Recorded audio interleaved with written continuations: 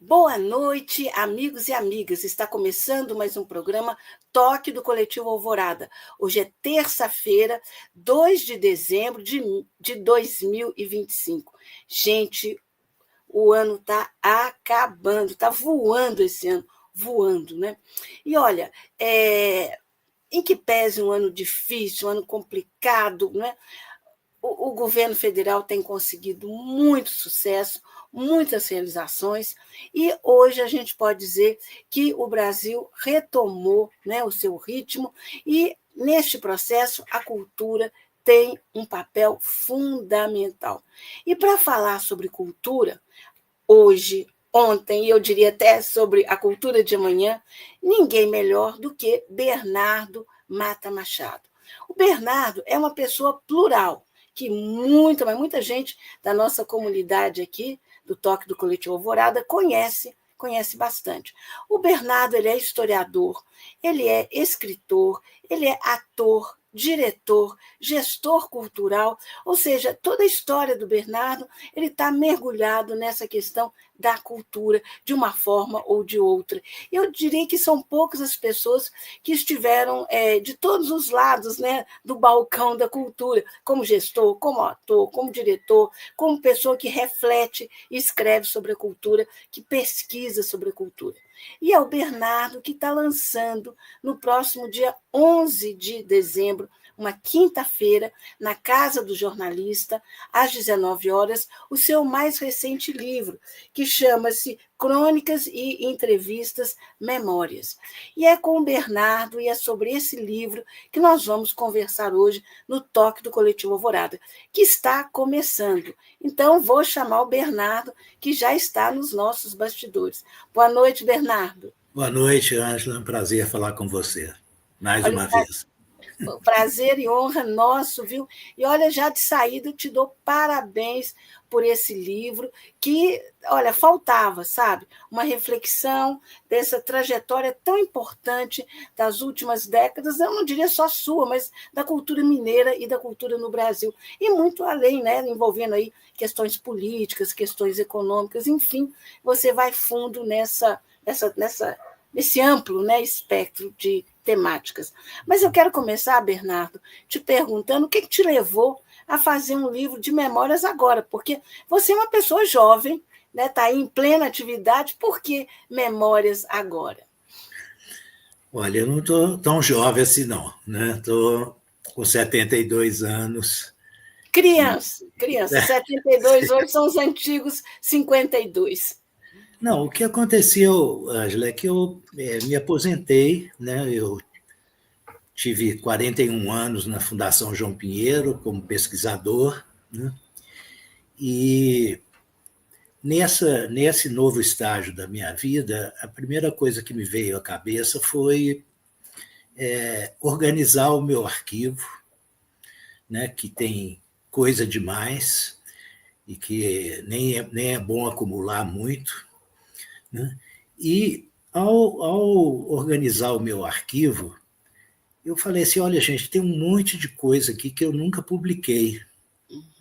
Né? Então, são discursos, são pesquisas que não foram publicadas, que por algum motivo foram interrompidas.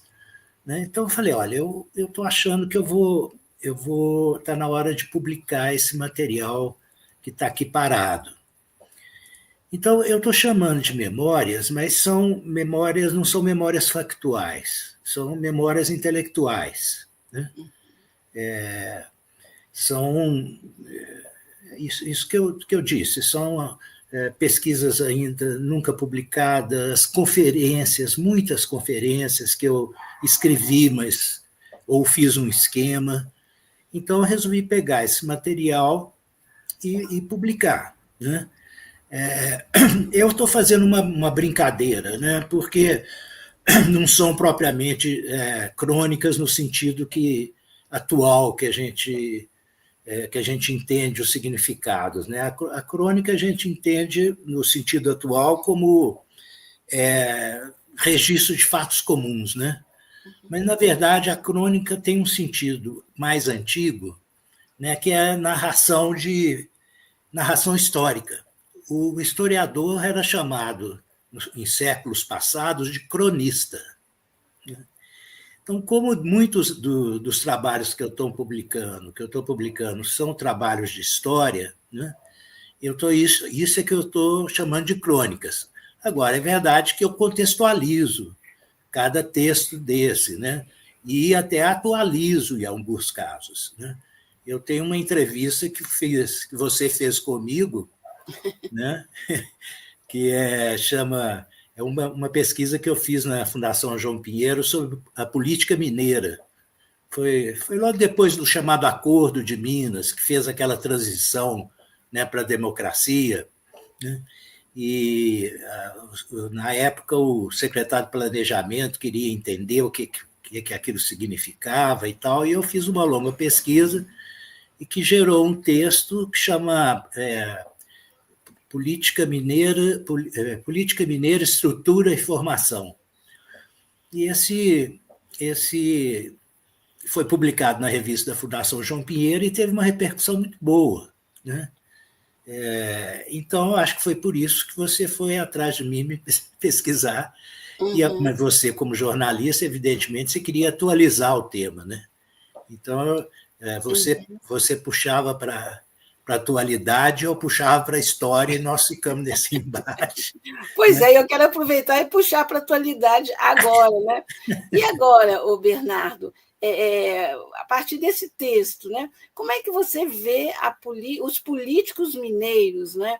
E já vou adiantar uma informação que, enfim, hoje a Assembleia Legislativa aprovou em primeiro turno, por 50 votos a 17, a privatização da Copasa, quer dizer, no ano em que Minas Gerais completa 305 anos de existência, o presente que a extrema-direita dá para a nossa população é isso, né? Privatizar água e saneamento no Estado. Como é que você vê, a partir dessa pesquisa que você fez, dá uma atualizada nela até os dias atuais, Bernardo? Não, uma das características históricas, né, da interferência do Estado de Minas Gerais, o Estado enquanto ente, né, é a construção de empresas públicas de alta qualidade. Né? Inclusive, tem no livro um pouco da história da CEMIG. Né? Na verdade, desde Benedito Valadares, com a criação da cidade industrial de Contagem, você tem uma participação do Estado. Na verdade, é antes. Belo Horizonte foi uma iniciativa pública, estatal, né, lá em 1897. Né, e a intenção era fortalecer Minas Gerais, mudando a capital, né, para abrir um novo ciclo de desenvolvimento com base nas riquezas minerais do Estado, né, e principalmente da área central, né, que hoje Belo Horizonte polariza. Né? E daí para frente, você tem o governo João Pinheiro, a passagem de João Pinheiro, que, na verdade, foi um grande iniciador do planejamento econômico de Minas Gerais, né? Embora tenha governado poucas vezes, ele deixou um legado muito importante. Né? E depois você tem os esforços para trazer, por exemplo, a Belgo Mineira, também são esforços estatais. Né? Depois você tem no governo Benedito Valadares a cidade industrial de Contagem, e depois no governo Milton Campos o plano de recuperação econômica. Né? E daí você tem a construção de de uma quantidade de empresas públicas na área de carnes, como a Frimisa, por exemplo, também. Né? Então, você teve... A história de Minas é marcada pela participação do Estado no desenvolvimento econômico. Né? Agora, você me pergunta sobre essa situação atual do Estado, né? Porque o mais preocupante realmente é que é uma coisa nova, é a chegada da extrema-direita ao poder, né? Que é um fenômeno mundial. Né? Nós tivemos um governo, inclusive nessa época que você fez essa entrevista comigo, um dos assuntos nossos foi Newton Cardoso. sei se você se lembra. Nós estávamos Sim, no lembro. governo Newton Cardoso. Uhum. Eu já achava aquele governo uma espécie de novidade, né, em Minas Gerais, em relação à tradição política de Minas Gerais, né, que eu chamava de neocoronelismo, Uhum. que tem a ver um pouco com esse espírito privatista. Né? O coronel, no fundo, é uma pessoa com um poder privado. Né? Agora, essa situação que nós estamos vivendo hoje em Minas Gerais, ela tem que ser entendida também num contexto mundial, né? De crescimento da extrema-direita em vários países. Né? E isso realmente, né, um dos métodos, né, da direita governar é privatizar. Né? Nós temos, na verdade, desde inaugurado por Margaret Thatcher na Inglaterra, o neoliberalismo. Né? Só que agora é um neoliberalismo com tintas de extrema-direita. Ele é uma coisa nesse sentido nova. Né? E é uma extrema-direita que, além de entregar o Estado, né, para a iniciativa privada, né, ela traz uma marca também eu vou chamar com a palavra certa, de violência. Né? Eu acho que a privatização da Copasa é uma espécie de violência contra os mineiros. Sabe? Não é só uma coisa ideológica, não. Né? As experiências todas de privatização do setor de águas, ela no mundo inteiro está regredindo, voltando para ser estatal. Né? As experiências na Europa. Né? Ou seja, estamos na contramão da história, né? Totalmente. Né? E essas experiências que o Brasil está tendo, por exemplo, em São Paulo, têm sido desastrosas, tanto na área de energia, né, quanto na área de abastecimento da água. Né? Então, eu vejo com muita preocupação. Né? Ele está tentando isso, o nosso governador, há um bom tempo. Eu acho que ele não vai ser fácil ele conseguir fazer isso em último ano de mandato. Você acha que vai. Deve ser judicializado, não é? Isso, eu acho que não vai ser simples. Sabe? Ele está tentando há um tempão, para isso, é bom dizer, né? Ele teve que conseguir passar uma emenda constitucional, que, na verdade, não é passar uma emenda, é destruir um artigo da Constituição brasileira, da Constituição Mineira, desculpe, que eu acho que deve ser uma das únicas constituições estaduais que tem esse artigo, né, de que qualquer privatização teria que submeter a plebiscito popular. Qualquer privatização. Né? Então, ele primeiro derrubou, né, não foi simples para ele, derrubou esse artigo da Constituição Mineira, e agora está querendo colocar em prática. Só que ele está querendo fazer isso em último ano de governo, que é um ano de disputas políticas, né? E que eu acho que vai ter muita oposição essa privatização da Copasa, né? Que tem um serviço de qualidade. Todo mundo pode criticar a Copasa, né? Mas ninguém duvida da qualidade da água, por exemplo, né? Que Minas Gerais tem tradicionalmente como como um estado serrano, né? Mas com um trabalho de muitos anos, né? Que a Copasa tem demonstrado qualidade. Quer dizer, se você pelo menos tivesse o argumento de que não é de qualidade o serviço prestado, né? Evidentemente que tem suas falhas, né? Mas que vai piorar, eu tenho certeza, se for privatizado. E acho que essa luta agora em 2026 contra a privatização vai talvez equilibrar o jogo, sabe? Ou com a judicialização, ou mesmo com gente na rua, né? para reclamar dessa. Porque, na verdade, cada cidadão, quando há uma privatização, é uma retirada dos poderes do cidadão versus o mercado. É isso que é a privatização. Né?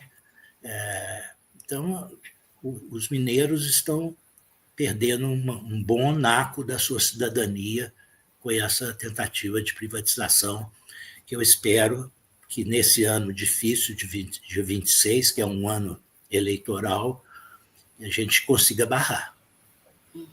Mas, Bernardo, voltando ao seu livro, que pontos você destacaria dele? Porque são crônicas e entrevistas. Você falou numa entrevista essa sobre o perfil dos políticos mineiros e tal. Isso. E sobre as crônicas, o que você destacaria? Mais a questão da cultura? O quê?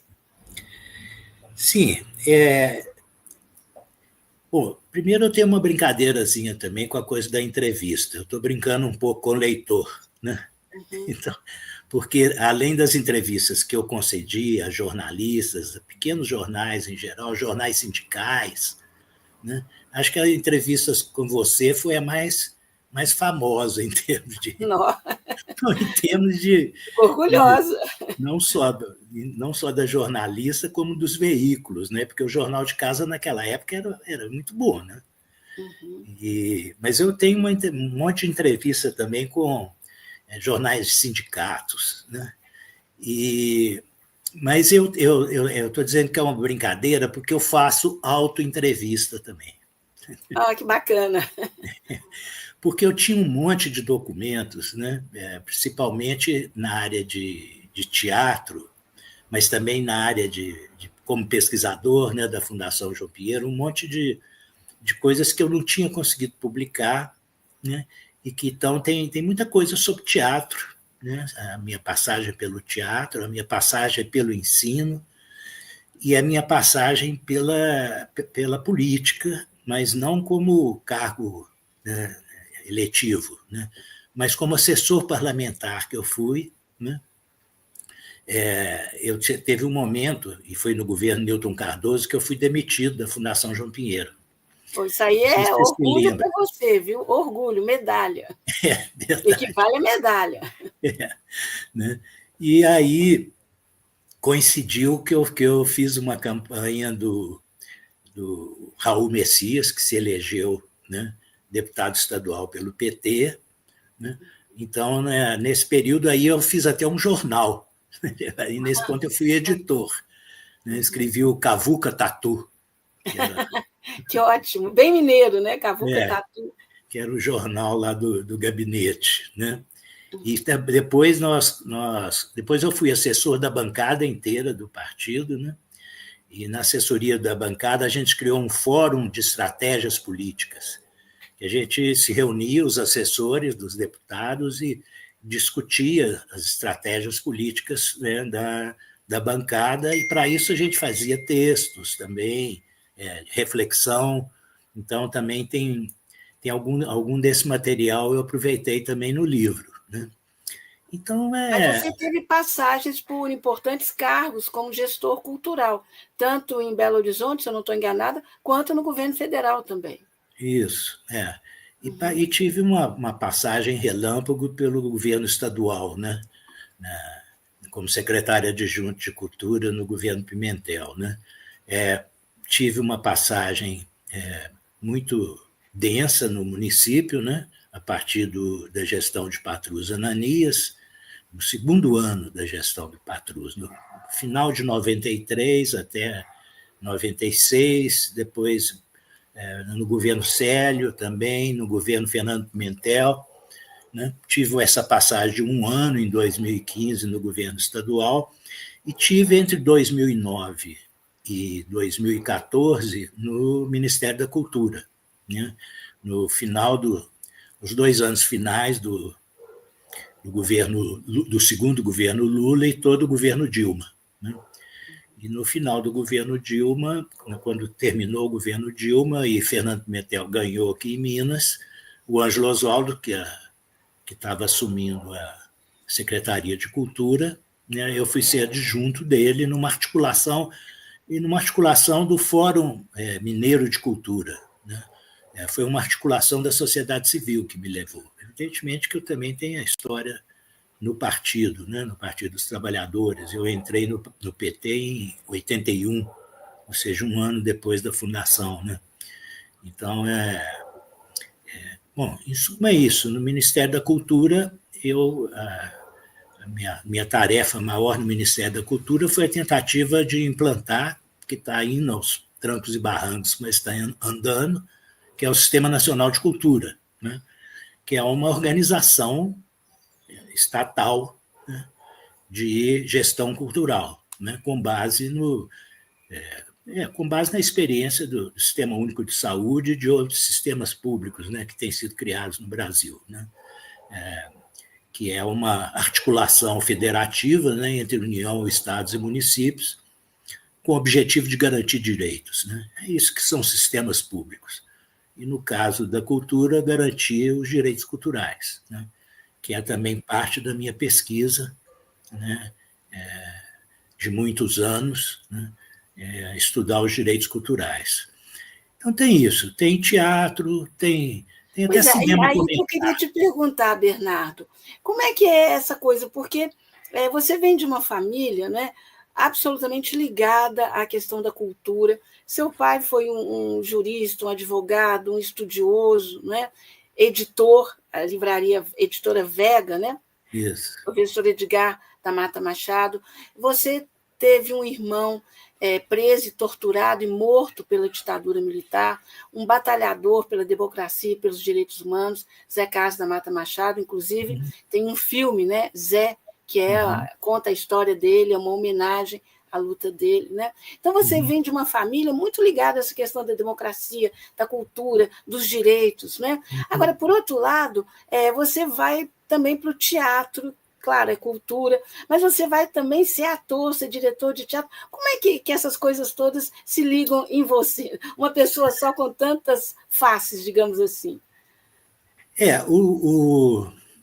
O livro abre com uma crônica, entre aspas, né, chamada Cultura para Despistar a Ditadura. É o que abre o livro. Né? É um texto que eu escrevi aos 15 anos. Né? 15? Uau! E logo depois do ato 5, né, eu tinha também... Eu tinha passado uma noite no DOPS, na prisão. Por quê? Qual era o motivo alegado? Minha turma, quando eu voltei de Brasília, papai era deputado, né, em 68, foi cassado pelo ato institucional número 5, né, no início de 69, né, e eu estava morando com ele lá em Brasília, né, e já participando do movimento secundarista.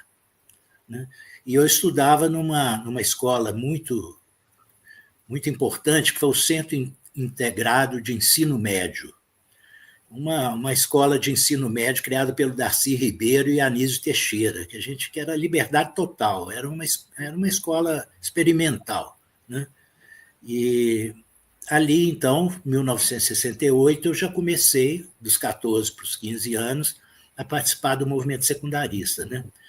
Então, quando meu pai é cassado, a gente volta para Belo Horizonte, né? E aqui eu logo me engajo no movimento secundarista. E foi no meu grupo de secundaristas que estava...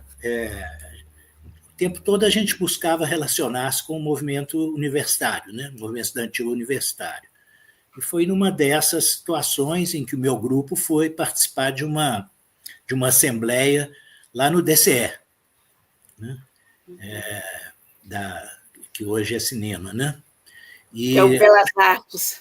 No Belas Artes. E ao chegar lá, a polícia cerca e prende todo mundo. Né? Então, a gente foi enfiado num camburão. Né? Eu chegando, eles me colocam numa sala da burocracia, porque menor não podia, até hoje, né? Menor não podia ser preso em cela. Aí eu, dentro dessa sala, ouço uma uma pessoa caminhando em minha direção e gritando assim: mandaram prender até recém-nascido. Essa frase ficou marcada em mim, né, porque era típico do ato institucional número 5 mesmo, daquela realidade que a ditadura entrou numa fase violentíssima. Né? Eu fui solto no dia seguinte por meu pai, que levou o curador de menores. Entendeu? Me tirou, né? Mas esse ano também ia ter o congresso da UBS. Né? A UNE era universitária e a UBS era União Brasileira dos Estudantes Secundários. Né? Então, eu escrevi esse documento para o congresso da UBS. Né? E, em essência, era o seguinte: diante da pressão da ditadura, que estava se tornando insuportável, que a gente tinha que uma das estratégias seria a gente partir para promoções culturais, entendeu? Como forma de continuar fazendo política, né? E contribuindo com a conscientização dos estudantes secundaristas. Né? Então, a ideia era fazer isso, cultura para despistar a ditadura. Entendeu? Então, era uma estratégia de sobrevivência para o movimento estudantil que eu estava propondo. Né? Então, a partir dali, também, quando a barra pesa demais, eu vou para o teatro. Né? Quando eu reflito no livro sobre minha trajetória no teatro, eu percebo que o seguinte, que eu entrei no teatro como uma alternativa de expressão política. E saí do teatro no momento em que a liberdade democrática começaram a voltar, em 85. Então, eu entro em 70 no Teatro Mineiro, né, em 1970, e em 1985, 15 anos depois, eu largo o teatro. Ou seja, quando a democracia vai retornando, né, eu já aí vou de fato para a pesquisa histórica mesmo, que é onde eu fiz a minha carreira intelectual mesmo. Né? Então, é isso. O teatro também foi uma forma de... Né, mas é interessante, Bernardo, porque esses anos 70, 85, talvez tenham sido os melhores anos do Teatro Mineiro. Os anos assim que a gente teve as melhores produções, nomes mineiros se tornaram nomes nacionais. Como é que foi a sua inserção? Que peças você fez? Que peças você dirigiu? Quais eram as dificuldades? Assim, claro que tinha a questão da censura, mas eu digo assim, para financiamento, como é que era fazer teatro naquela época? A pergunta é boa, porque... Bom, eu comecei, né, no teatro através de uma influência do meu cunhado, Eide Ribeiro, que se casou com minha irmã Virgínia.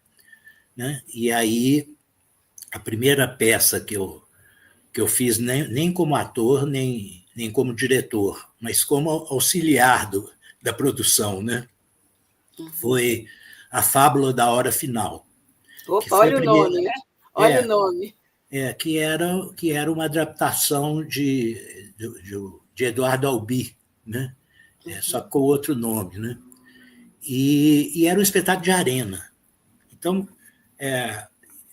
se não me engano, foi o primeiro espetáculo de arena de Minas Gerais.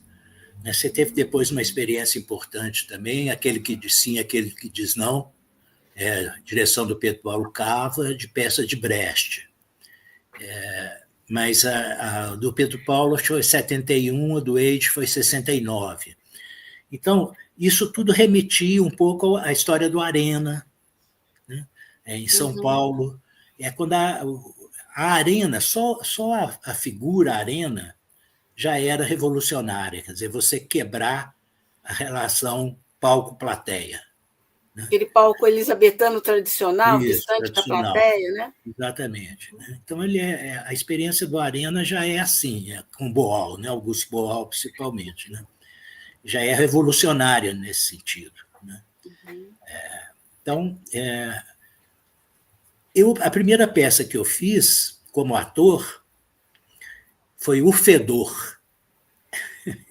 O Fedor, de José Antônio de Souza.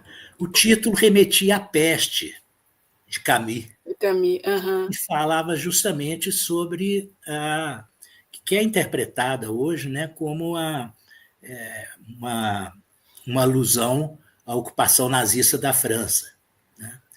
E tinha essa peça, tinha até era de arena também, tinha um coro de caçarolandas que saíam batendo panela para ver se acabava com o fedor que estava ocupando a cidade, né? Então, bem emblemático, né? Né? Então, aí eu comecei, né, com essas duas peças, né, Teatro de Arena bom, depois eu tive uma grande experiência também. Isso eu conto numa entrevista entre aspas, né, uma autoentrevista, né, que foi uma experiência no diretório acadêmico da Fafiche, onde eu entrei para o curso de História. No curso de História tinha uma cadeira de História do Teatro brasileiro, que era dada pelo Ítalo Mudado, que era professor das letras, mas que dava aula nesse curso, no curso de História de Teatro Brasileiro, e sempre era uma montagem, né? Aí eu tinha acabado também de sair de outra experiência com Zé Antônio de Souza, que foi Oquero, né? E o Ítalo chegou para mim: Bernardo, você já está com experiência em teatro, você não quer pegar esse ano e dirigir, não? Eu falei: quero sim. Aí a peça era Martins Pena, O Cacheiro da Taverna. Né? Agora, como tudo que a gente fazia na época a gente politizava, né? Esse cacheiro era um português, né? Então tinha a coisa toda da independência, né? Então ele era o dono da taverna, e aí os outros personagens todos, eles começa a peça com o Manuel, que é o dono da taverna, pendurando um cartaz em cada personagem, escrito com o preço do personagem, dentro da taverna. Ou seja, era o quê? Mercantilização da vida. Era uma crítica ao capitalismo, só que numa peça do século XIX. Né? E que continua super atual, né? Né? Então, e daí eu fiz uma das montagens mais importantes como diretor. Nessa, O Cacheiro da Taverna, eu fui ator e diretor. E logo depois vai ser Fã de Lis, de Fernando Arrabal. Né? E aí já depois da morte do Zé Carlos. Né? E aí, Fernando Arrabal também era um espetáculo em arena. Né? E aí eu peguei a peça dele, é uma história de amor, Fã do Elis. Um casal que fica procurando uma cidade imaginária, mas nunca chega. Sempre volta para o mesmo lugar. Só que eu enfiei um outro personagem de outra peça de Arrabal, né? Chamava o Verdugo. Quem que era o Verdugo? Né? Então, o Verdugo era, de vez em quando, a cena antológica é quando esse Verdugo, ele vestido de domador, com um chicote numa mão e um banquinho de madeira na outra, e ele entrava chicoteando o palco, né, e fazia com os três outros personagens, tem Fã do Lis e os três homens do guarda-chuva. Ele força os três homens do guarda-chuva a se transformarem em animais, e ele doma esses animais e faz com o chicote com que esses animais girem no palco, né? Um em cima do outro. Assim.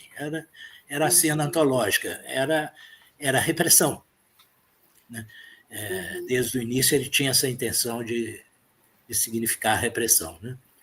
E a peça final, assim, que eu fiquei, que eu até ganhei um prêmio de melhor ator e tal, e que foi significativa do momento histórico também, que foi o Encontro Marcado. Do Fernando Sabino. Você lembra, a adaptação do romance de Fernando Sabino. Aí você já está em 85, você já está no momento da transição, né? para a democracia. Então, a gente já podia cuidar um pouco mais da estética, né? Falar de coisas além da política, né? E aí foi uma montagem muito importante também, né? E, por fim, que também é um objeto de uma crônica, que chama A Grande Vaia, que é uma montagem, e aí tem a ligação com o movimento feminista, porque é uma montagem na Igreja São José, na escadaria da Igreja São José, do julgamento simulado de um dos 3 assassinos de mulheres de 1980, que deu origem ao Quem Ama Não Mata, né? Que é um movimento que você com certeza acompanhou. Né? Sim. E eu interpretei o advogado de defesa do assassino. Nossa, que papel difícil. Dificílimo, mas é sempre bom fazer o vilão. Uhum. É mais fácil do que fazer o herói, fazer o vilão. Né? Sim. E eu tinha um discurso, né, que eu não tinha conseguido decorar, porque aquelas coisas montadas de uma hora para outra. Né? São as 2 últimas experiências no teatro. Eu vou contar essa e depois uma antes, no mesmo ano. Mas eu só sei que de repente eu percebi o público já cansado do meu discurso de advogado de defesa. Aí eu dei um grito para encerrar: quem ama, mata. Nossa, porra. Aí foi a vaia mais estrondosa que você já pode ter ouvido na vida. Merecidamente. Não, e para mim foi o meu melhor momento no teatro. Eu falei, estou realizado. Entendeu? Aquela vaia foi para mim um aplauso, né, para a minha interpretação. E, de novo, né, Bernardo, está super atual, porque olha aí o número de feminicídios, inclusive nos últimos dias. Né? Impressionante, não é? Impressionante. Esse caso dessa moça em São Paulo é tão terrível, né? Que foi arrastada, né? Perdeu as 2 pernas. Duas pernas. Absurdo. Um negócio horrível. Né? E depois teve também, no mesmo ano, uma experiência muito bonita, que foi no Festival Internacional, no Festival de Inverno de Diamantina.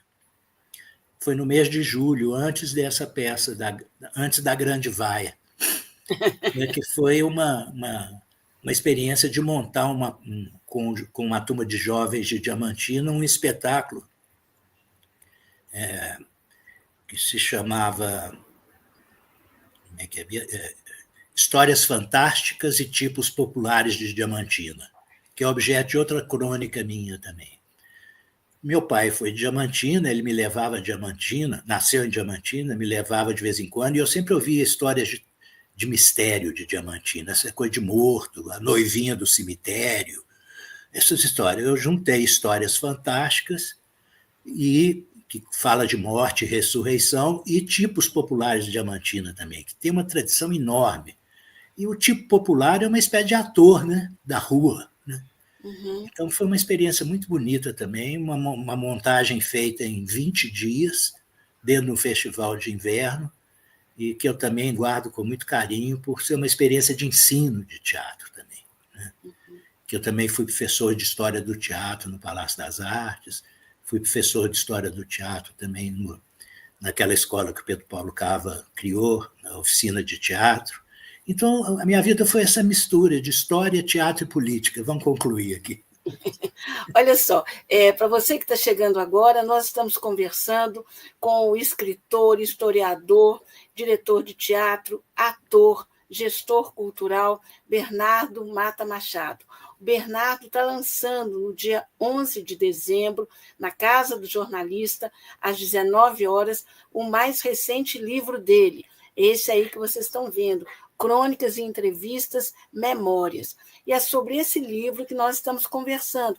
Nós estamos misturando a trajetória do Bernardo, as lembranças dele, as entrevistas, inclusive entrevistas e crônicas, uma entrevista, inclusive, imaginária não, desculpa, uma entrevista muito específica, porque ele mesmo faz com ele mesmo. Né? Inventada. Então, inventada, desculpa, estava faltando a palavra, é isso mesmo, uma entrevista inventada. Então, a gente está conversando com ele, e olha, se você chegou agora, Seja muito bem-vindo, bem-vinda. Não se preocupe, porque o programa, assim que ele terminar, ele fica inteiro gravado lá no YouTube do Toque do Coletivo Alvorada. Então é só você ir lá e pegar o programa e assistir desde o começo, ou de onde que você, enfim, quiser pegar o programa, fica lá à sua disposição. Mas, olha, eu quero cumprimentar, já tem muita gente aqui conosco, quero cumprimentar quem já está no chat conosco, o Virgílio Dutra Pena, a Maria de Fátima Alves, o Luiz Alberto Silva, a Vânia Regina e a Sofia Diniz e o Beto Augusto. Tem uma parte no chat do programa e uma parte no meu zap pessoal. E olha, no meu zap pessoal tem já 2 perguntas para o Bernardo. A primeira pergunta, Bernardo, é da Sofia Diniz. Ela diz o seguinte: o que aconteceu com o Teatro Mineiro? Que ela acha que, no momento, não está na sua melhor fase. O que aconteceu com o Teatro Mineiro? Olha, eu vou te dar uma interpretação histórica, então, nisso. Embora a gente lutou muito para a profissionalização, né, da profissão de ator e técnico em espetáculo de diversão, e lutou muito também para sobreviver de teatro. Agora, quando você obtém essas vitórias parciais, né, quando você tem a lei que conseguiu profissionalizar ator e técnico em espetáculo de diversão, você sai de um teatro amador para um teatro profissional, em que você precisa sobreviver. Até há uma fase nessa transição, a Ângela talvez se lembre disso, não sei se é Sofia, né? Uhum. Qual a idade dela, mas teve uma época que, para conseguir público, houve grupos que até apelaram para uma espécie assim, de... Eu usei uma expressão no meu livro que eu escrevi sobre a história do teatro de Belo Horizonte, um teatro pornô, embora o pessoal que fez esse tipo de teatro lá não gostou de eu ter posto esse nome, não. Mas muita apelação para atrair público. Uhum. Então, para combinar profissionalização com sobrevivência, né, você perdeu aquela chama do amador, né, que costuma se entregar para o fazer teatral e, inclusive, utilizar o teatro como um instrumento de conscientização ou de crítica política, né? Então, você tem coisas importantíssimas, né, na luta contra a ditadura, por exemplo, com o Teatro de J. D'Angelo, com o Minas Gerais, por exemplo, né, que foi um espetáculo Numância, né, os 2 espetáculos censurados. Você tem uma luta contra a censura, né, que era a nossa luta política específica, né, contra a censura. Tem até uma crônica que chama O Enterro, que eu conto a história do enterro que a gente fez da censura no centro de Belo Horizonte, e colocamos o caixão lá na Igreja de São José. Interessante a Igreja de São José repetida aí, né, na história, né? Padres progressistas lá, né, que sempre tiveram uma postura muito interessante em relação à conjuntura, né? Então, eu atribuo um pouco. Agora, você ainda tem muita qualidade, né? Mas você tem um grupo galpão aí em pleno funcionamento, né? Com muita força, né? Agora, você já não tem mais aquele espírito amador. Você vê que essas 2 histórias que eu te contei, né? Tanto da história lá do julgamento simulado, quanto a história lá de Diamantina, são um pouco coisas de amador, né? Vamos dizer assim. Não é um espetáculo profissional, nem esse julgamento simulado e nem a peça que eu montei. Só fiz 2 apresentações em Diamantina. É o segundo grande momento de satisfação meu como ator e diretor de teatro. Diamantina juntando com essa grande vaia lá na Igreja de São José. São as 2 coisas que hoje como eu estou relembrando a minha vida, né, são as duas coisas que estão no meu coração mesmo, assim, que eu sinto assim, uma relação de afetividade mesmo por esse trabalho.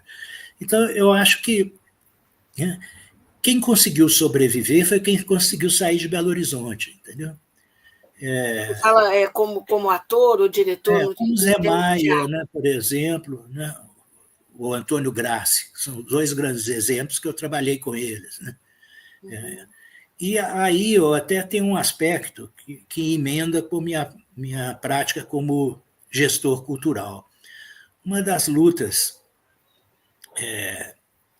que eu fiz em Brasília, né, e que tem a ver com a sua profissão muito, foi a tentativa de regulamentar os artigos da comunicação da Constituição, que ninguém consegue. Né? Nós Aquele estamos com famoso artigo uma 5º, lei né? de Os 4 62, itens, né?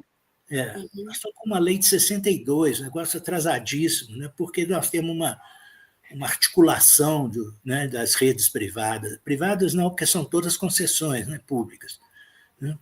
São essas capitanias hereditárias na comunicação, né? Isso. E o que acontece ali? Né? Com a invenção do videotape, né, e a formação das grandes redes, você perdeu alternativas de programação local. Né? E tem lá coisa na Constituição, lá no artigo 221 ou 220, que fala em criar uma porcentagem de programação local. Que nunca foi estabelecida, porque não foi feita uma legislação, não é, para isso. Nunca. Legislação comum, não é? A Um Constituição projeto de Jandira Fegali, de 92, não consegue andar no Congresso. Eu estou contando essa história por quê? Porque nós tínhamos em Belo Horizonte, por exemplo, o teleteatro da TV Itacolomi. Né? Assim como Recife. Lourdes, né? Grande Teatro Lourdes, era um barato. E tinha também, como é que chama? Caldeira do Diabo, como é que era? O Grande Teatro Lourdes era fantástico. E era ao vivo, né? Não tinha videotape, não tinha nada, né? Ao vivo. Né? Então, a partir dali, eu conheci muitos, os atores mais velhos do que eu, eram egressos da TV Itacolomi. Né? Alguns chegaram a profissionais, né? Mas não um ator só, né? Ator, diretor, roteirista, técnico, cameraman, tal, papapá. Você tinha toda uma estrutura de sobrevivência. Né? O teatro era complementar, quer dizer, porque quando você era visto na televisão e você estreava um espetáculo, seu nome já era conhecido, os teatros enchiam também. Né? Então, não havia condições de sobrevivência depois das grandes redes. E aí você ia para Rio, de preferência para a Rede Globo, ou ia para São Paulo, que tem um mercado razoável, se você quisesse sobreviver. Né? Agora, é incrível, Bernardo, como, por exemplo, a TV Minas poderia ter cumprido esse papel, né? De ser um espaço para produção teatral, para produção cinematográfica, e ela não cumpriu esse papel. Eu falo isso com tristeza, porque eu dirigi a TV Minas e tenho muito carinho por ela, mas ela não conseguiu cumprir esse papel, porque os diversos governos não apoiaram a emissora, não viram a importância dela. Né? Então, a cultura de Minas Gerais sempre, digamos assim, ficou meio abandonada do ponto de vista oficial. E você tinha também o radioteatro, né, que... Rádio Inconfidência, né? Rádio Inconfidência, a história da Rádio Inconfidência. Inconfidência tinha 2 ou 3 orquestras. Então, esse pessoal perde todo o emprego da hora na concorrência com a TV. Né? Ou seja, nós temos essas tristezas na história cultural. E agora o Zema quer privatizar, inclusive, o Palácio das Artes, né? Quer rifar tudo. Né? Eu tenho aqui no livro, né, uma longa cronologia sobre a história do Palácio das Artes, né? Que eu não tive a oportunidade de publicar, por motivos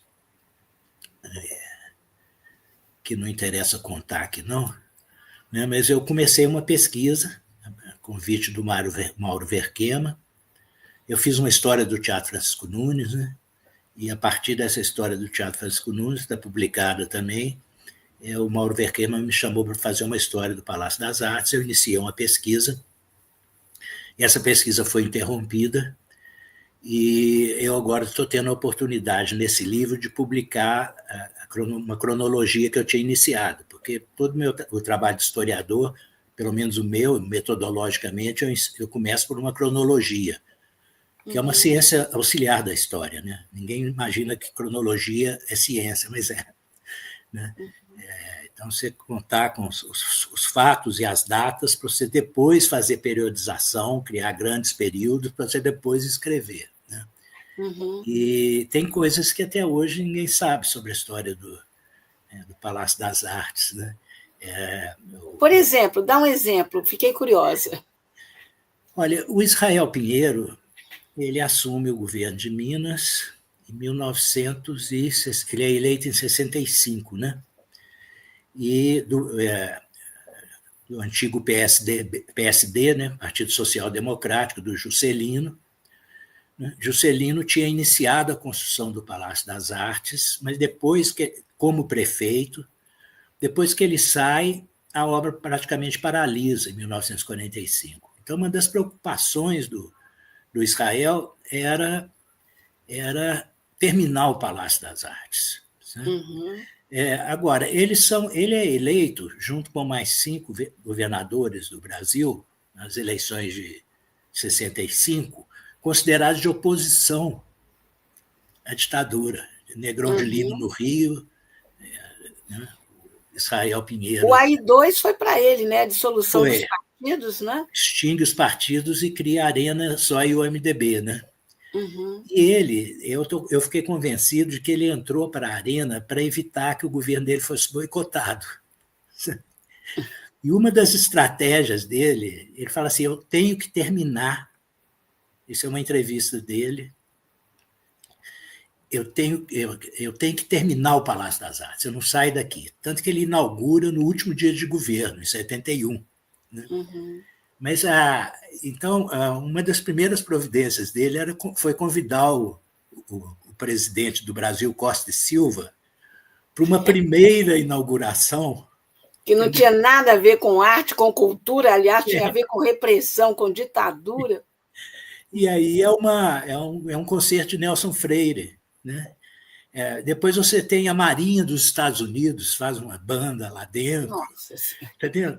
E depois tem uma exposição sobre o Estado de Israel. Entendeu?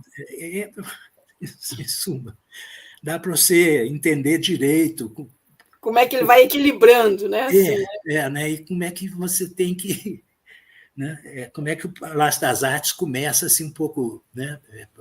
Elitizado e politicamente adesista, vamos chamar assim, né? Mas, em suma, essa coisa está também no meu livro. Mas ele tinha um papel importante, eu lembro, na minha juventude, tinha os concertos da juventude. Foi onde eu comecei a frequentar, era lindo. Era lindo, né? Grátis, inclusive, domingo de manhã, né? Sabe que aí eu descobri também, aquilo é uma articulação da Universidade Federal de Minas Gerais com o Palácio das Artes. Entendeu? A universidade tinha 2 representantes no conselho lá do Palácio das Artes, um deles era o Iglesias, né? Professor Iglesias, Francisco Iglesias. Né? Então, concertos para a juventude. Né? Eu morava ali na Rua Lagoas, quase 3 quarteirões. Né? Hein? Tinha aquele jornalzinho, As Nova, que eles distribuíam para quem ia ao concerto para a juventude. Isso. E sempre muito informativo. Né? Sim, muito ensinava os instrumentos, falava sobre os compositores, a gente aprendia doidada, era um programa educativo. Né? Como frequentar um concerto, como não bater palma no meio, né? Tudo que o pessoal não faz hoje, né? Faz tudo errado. Mas então tem isso também, né? O Palácio das Artes está também no meu livro, né? tive essa oportunidade de publicar uma cronologia que eu iniciei, que não chegou a virar livro, feito estava planejado, né? Mas, bom, eu estava respondendo aquela menina lá, né? A Sofia Diniz. Agora, tem a pergunta também do Lucas Alberto Silva. Ele diz o seguinte: como que você vê a juventude hoje? Segundo ele, tem uma parte da juventude que é muito combativa, que tem uma cultura muito autêntica, mas tem uma parte da juventude que está muito ligada em fake news, em rede social, e muito voltada para a cultura estadunidense. O que você acha disso? Eu não quero passar como um sujeito ultrapassado, não. Então tem que tomar cuidado. Não, esse risco você não corre de jeito nenhum. Pela sua trajetória, pelas suas posições, não tem jeito.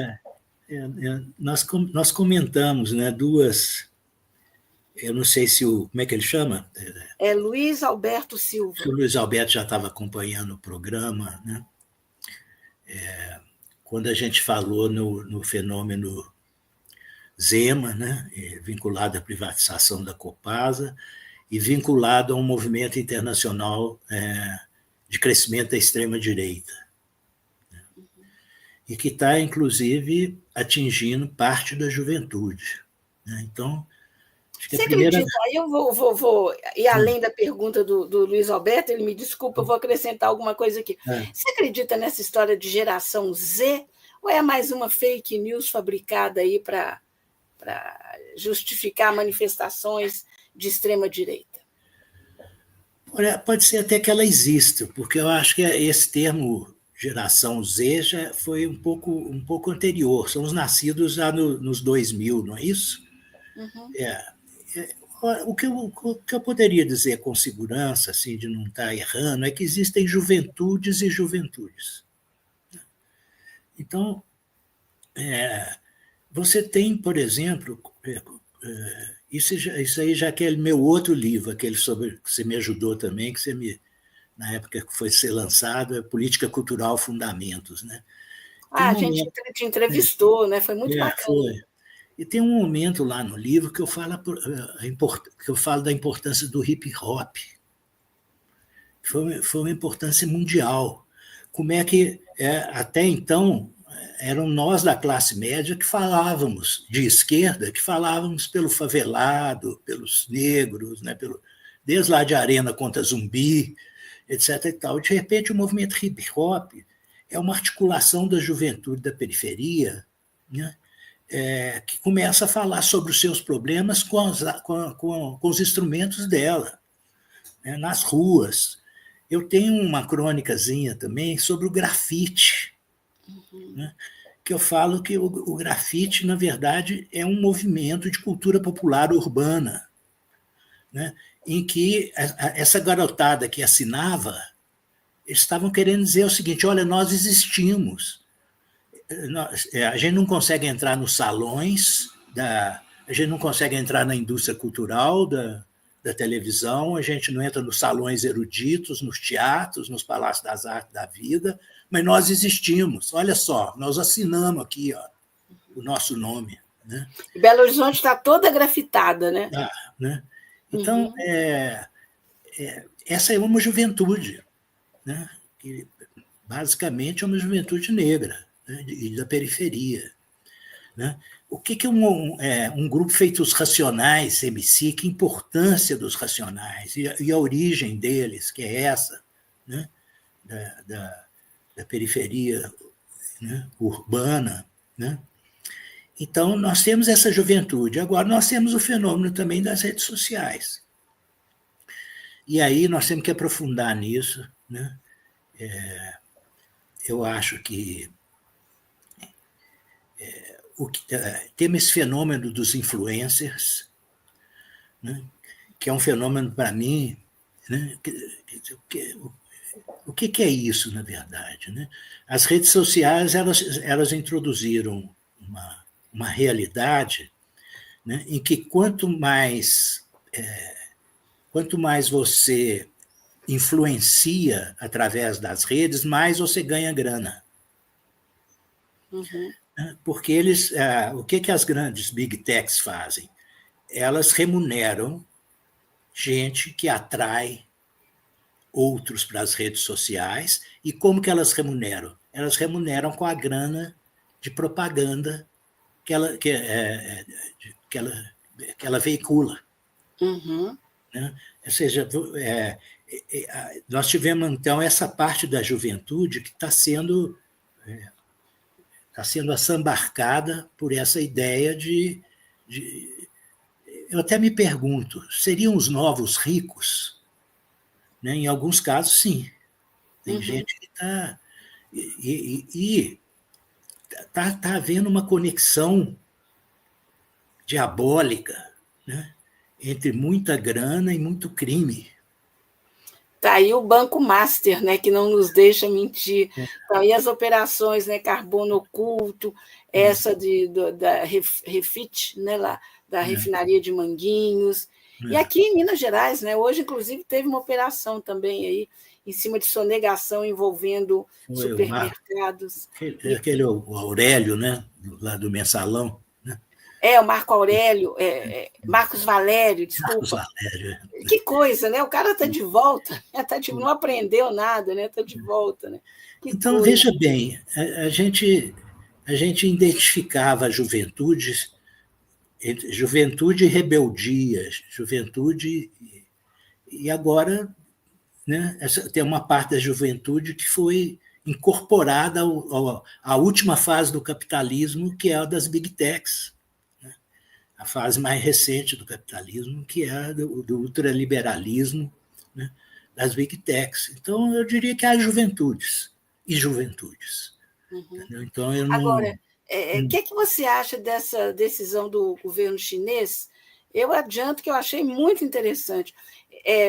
Os influencers na China só podem falar sobre aquilo que eles dominam. Então, acabou essa história de uma pessoa que não entende nada de medicina virar influencer na área de medicina, ou que não entende nada de política, vai falar de política, ou de qualquer coisa. Quer dizer, eles estão exigindo comprovação de conhecimento na área.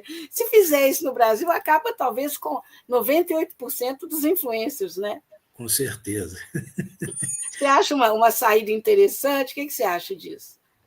O que eu acho, com certeza, é o seguinte, né, que a gente tem que fazer uma regulação das big techs.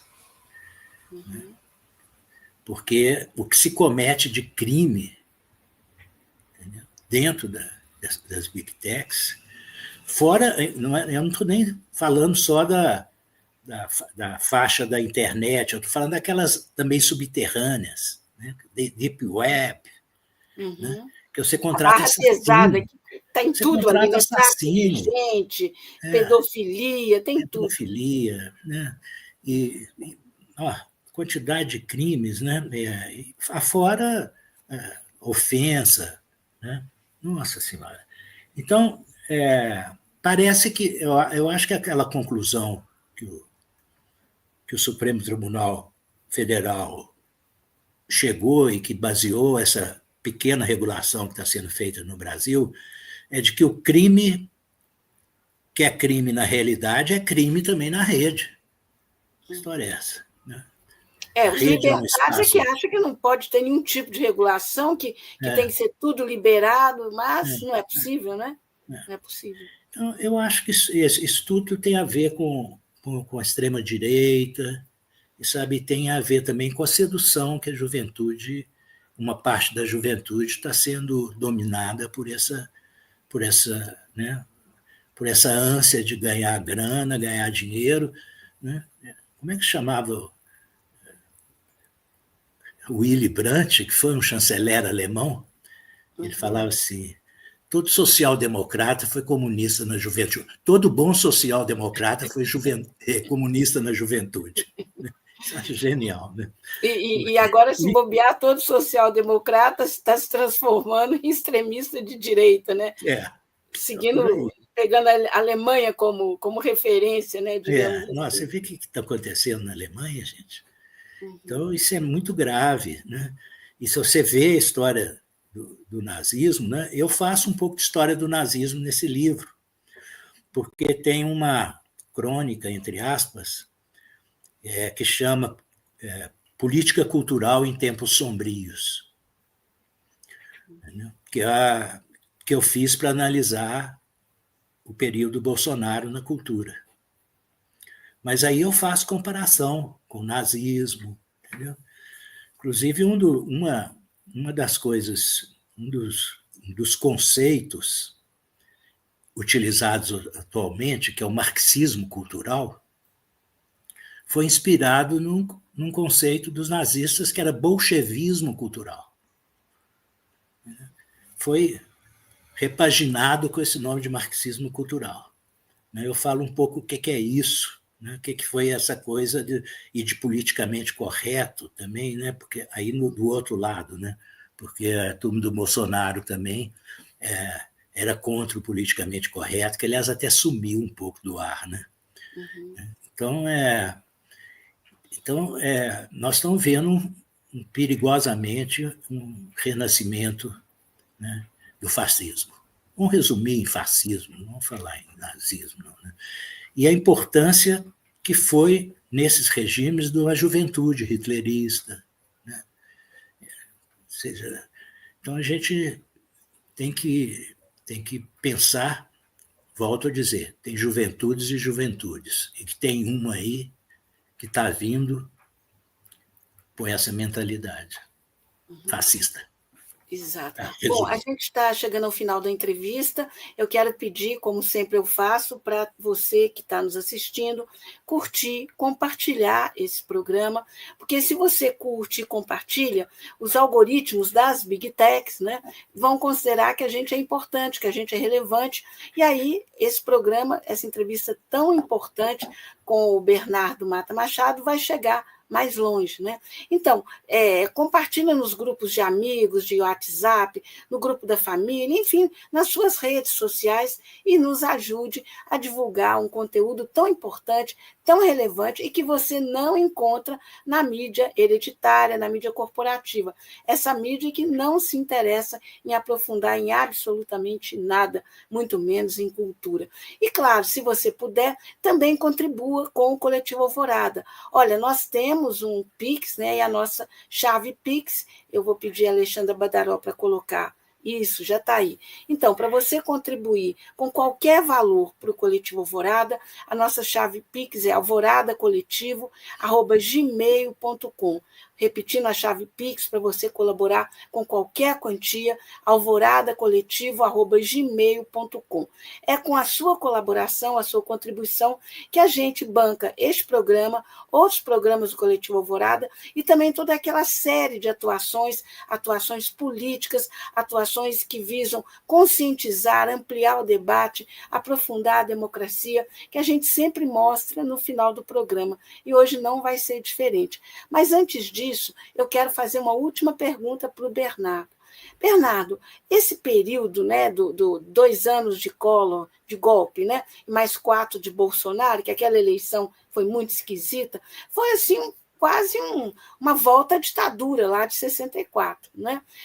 Quais os estragos que você acha que ainda persistem no Brasil nesses quase 3 anos de governo Lula, esse terceiro governo Lula? O que ainda persiste de estrago na cultura, mas ainda de forma mais ampla no país?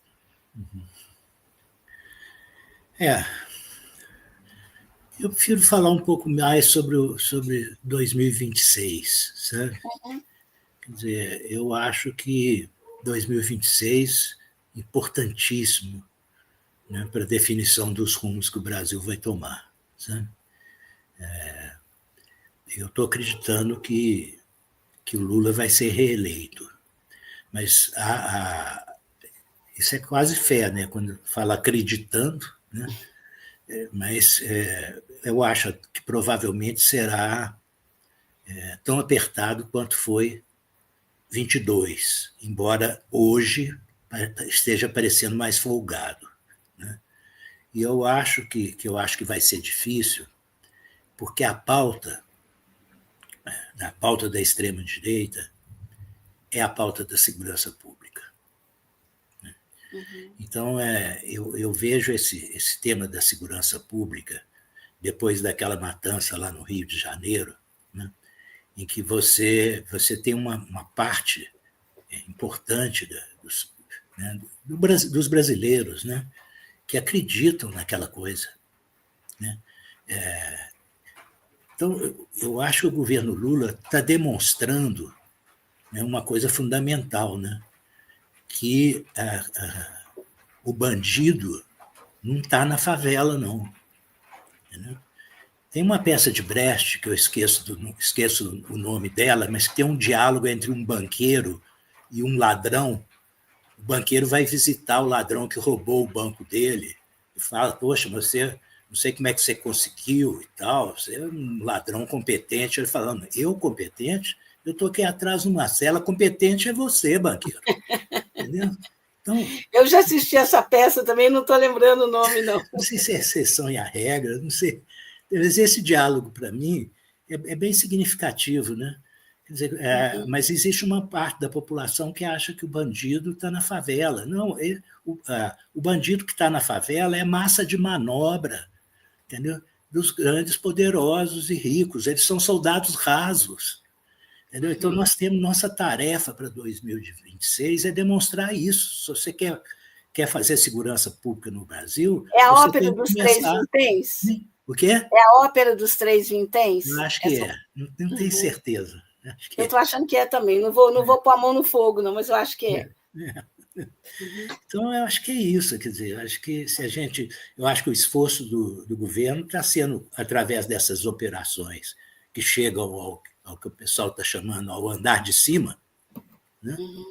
É que é fundamental. Agora, eu queria terminar convidando de novo as pessoas para o lançamento do livro, né?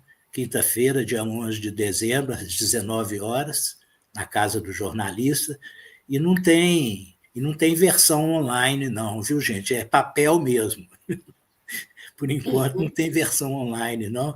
E seria um prazer É enorme ver. papel com direito ao autógrafo do autor. Isso Ótimo. ia ser um grande prazer se a juventude prestigiasse esse lançamento. Eu acho que sim. Inclusive porque ele é bem humorado, o livro também, viu? Não é sério, não. Né? Ele está bem humorado. E sem falar que você escreve, além de uma cultura vastíssima, você tem um texto maravilhoso, escreve muito bem. Não, nisso eu Então, não te supero, não. ah, então é um livro, gente, imperdível, viu? Imperdível, para aprofundar, né, sobre Minas Gerais, sobre o Brasil, sobre teatro, sobre vida, sobre cultura em geral, assim, é um mergulho, sabe? Eu acho que, enfim, as pessoas vão sair muito enriquecidas da leitura desse livro, como eu sempre saí muito enriquecida de todos os textos e dos outros livros do Bernardo que eu tive oportunidade de ler. Então, Bernardo, olha, a gente só tem muito a te agradecer, né, por essa participação, por você doar, né, uma parte do seu tempo para conversar aqui com a gente, com a nossa audiência, e te perguntar o seguinte: você pode ficar mais uns 5 minutinhos para a parte final, quando a gente faz um balanço do que o Coletivo Alvorada fez na semana que passou, e a gente dá umas dicas para frente. Pode ser? Claro, eu aguardo, com o maior prazer. Ah, beleza. Então, olha só, vou pedir a Alexandra Badaró, que é produtora técnica do canal, para ela exibir o material que a gente separou e a gente vai comentando sobre esse material.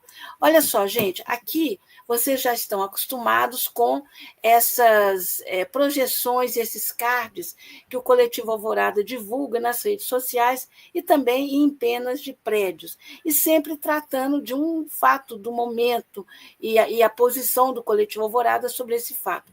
No caso aí, o texto é: a prisão do fascista não parou o país.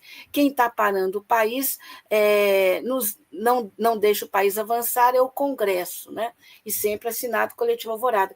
Então, é uma posição do Coletivo Alvorada em relação à prisão do Bolsonaro, ou seja, a prisão do Bolsonaro, ao contrário do que uns e outros diziam, não parou o país. Mas quem está tentando parar o país no sentido de travar o governo Lula é o Congresso Nacional, através do presidente da Câmara, Hugo Mota, e do presidente do Senado, o Davi Alcolumbre, que estão, né, na prática, chantageando o governo Lula no que diz respeito à projetos e propostas importantes que estão na casa, né?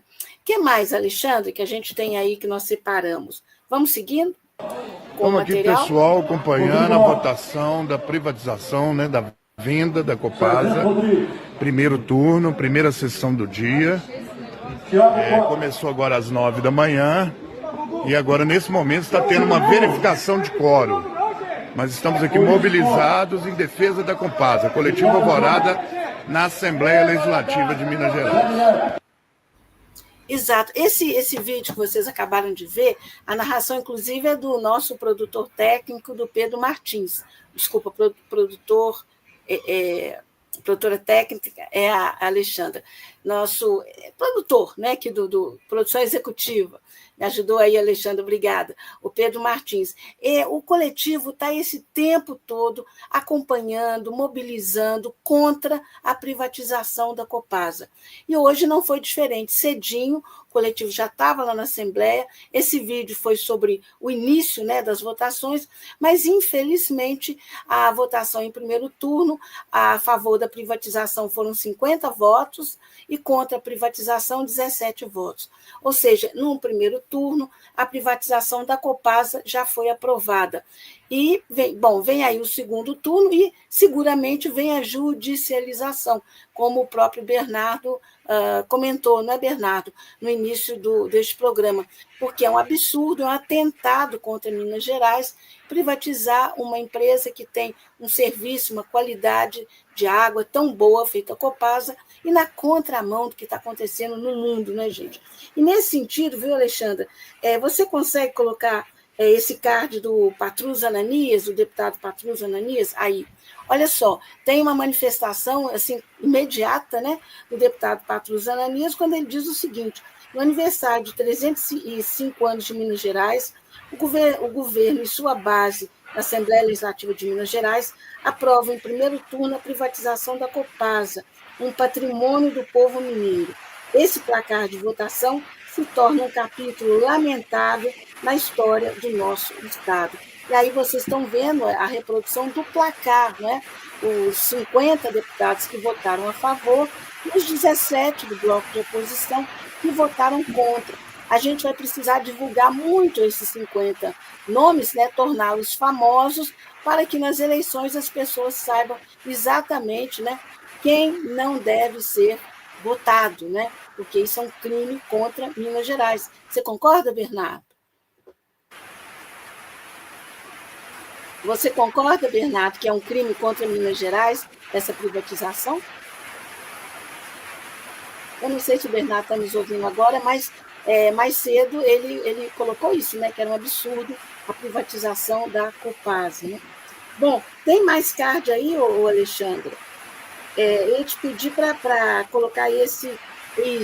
Enquanto um soluça na cadeia, a outra implode o partido. Aí é o coletivo Alvorada também ironizando o que está acontecendo. Quer dizer, ao contrário do presidente Lula, que ficou 580 dias preso, né, e não teve nenhum problema, não reclamou de nada, o tempo todo só disse que ia provar a inocência dele, e provou. O imbrochável, né, o tempo todo alega doença, não para de soluçar.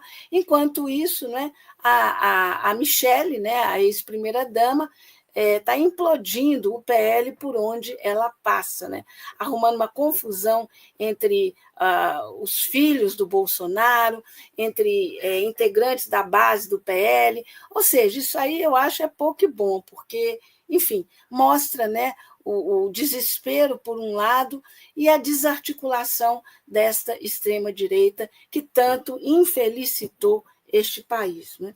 Bom, tem ainda mais um card, Alexandra, que é esse, aí é triste, né, gente?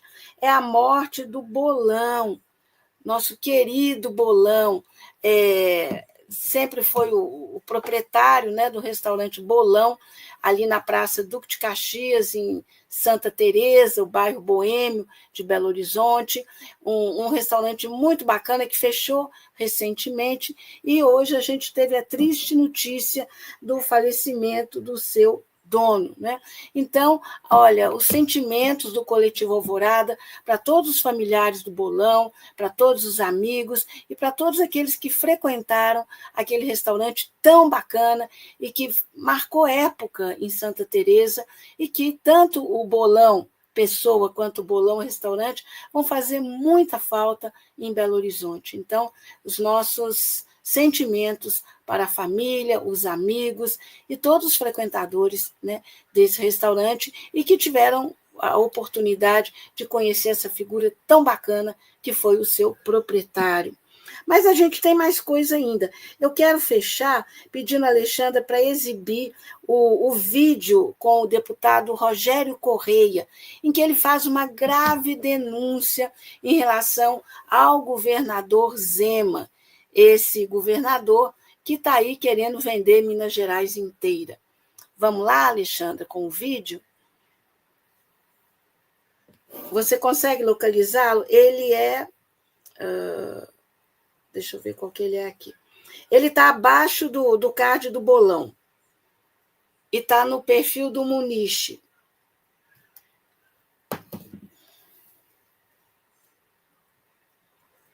Consegue exibir?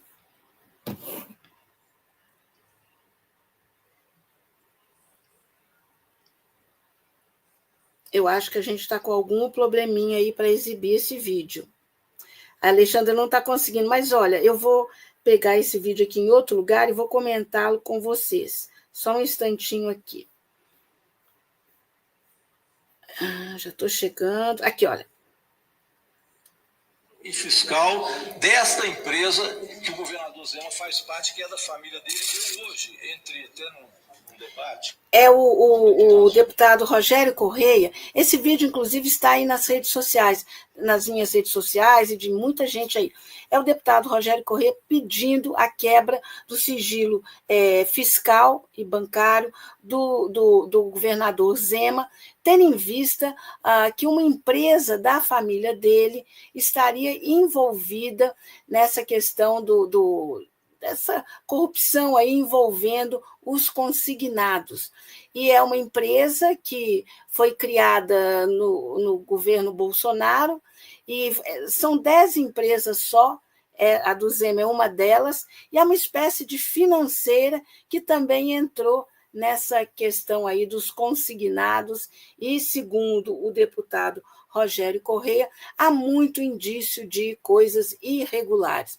Então, a gente está vendo uma ligação entre, conforme diz o deputado, um enriquecimento a jato do governador Zema, né, o aumento do patrimônio das empresas da família dele, e essa questão dos consignados, que vai bater lá na CPI do INSS. Né? Então, como disse o próprio Bernardo mais cedo, né, quer dizer, as corrupções, desvendar essas corrupções, essas ações, estão chegando no andar de cima. Né? E talvez isso explique muita coisa, essa irritação, esse nervosismo que tomou conta do Congresso Nacional, em especial do presidente da Câmara, Hugo Mota, e do presidente do Senado, Davi Alcolumbre.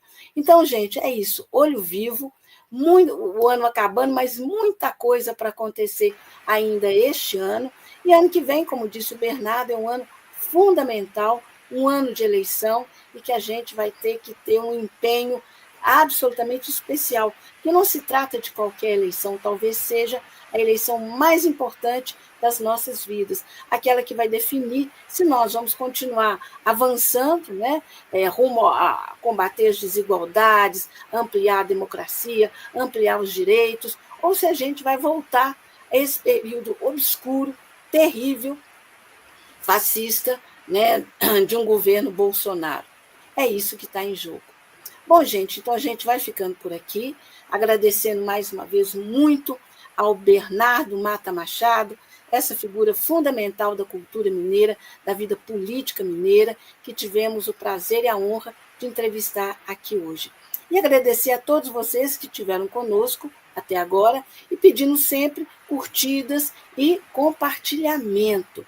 E, mais uma vez, pedir a contribuição de vocês através da nossa chave Pix, alvoradacoletiva@gmail.com. gmail.com. Gente, beijo para vocês. Até semana que vem. Valeu. E, claro, esse programa não teria acontecido se não fosse a produção técnica da Alexandra Badaró.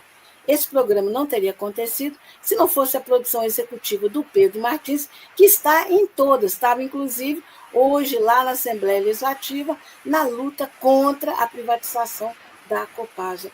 E o toque do Coletivo Alvorada é uma ação coletivo Alvorada. Gente, beijo, valeu, até semana que vem. Tchau, Bernardo, tchau a todos e todas.